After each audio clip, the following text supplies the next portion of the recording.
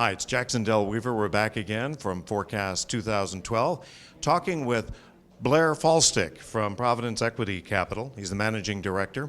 You said something that just intrigued me in there. You said that radio should have invented Groupon. I believe that. I mean, I think the value creation of Groupon should have been done within the industry. The industry had the bullhorn, the people, the relationships, and they let someone else or a couple companies, including Living Social and others, enter the marketplace and build value around them. And I don't think it should have happened. So what does radio have that uniquely would have made a model like Groupon valuable?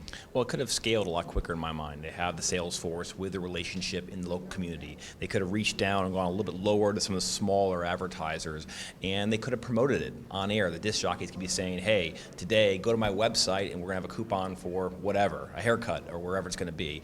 And they could have scaled the business quicker, and instead they let someone else do it. And at a minimum, they could have been an investor in the company. When they did those early capital raises, a radio company could have put some money into the business, help promote it, help develop it, and garnered the value for their shareholders as opposed to having no upside at this point, and now trying to build a business and catch up to Living Social and Groupon and others. So is there still a window for local radio stations to do a Groupon model in their respective markets? I think there is. I think it's actually a relatively big business. There are no barriers to entry. There are some barriers to scale. So I think they can still create a business around that, and people are trying. But there's a lot of value in the sector today that was given away. So yes, I think the short answer is yes. Still a big business. Still a lot to attack it and build it. But late to the game. So on another point of view, curious, Jeff Mulligan with Emmis just did this deal with Sam Zell where he bought a batch of preferred stock. You have any comment on that?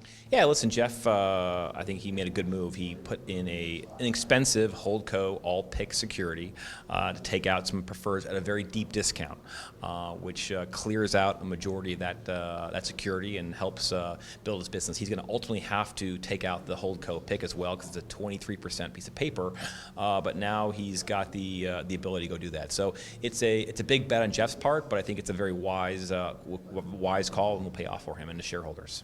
And from an overall M&A standpoint, any deals coming down? Yeah, I think there's a few things being talked about.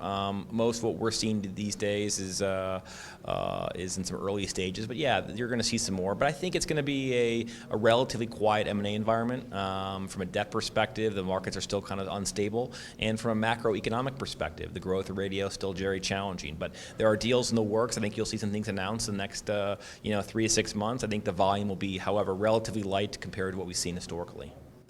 Blair, thanks so much for joining us at Forecast 2012.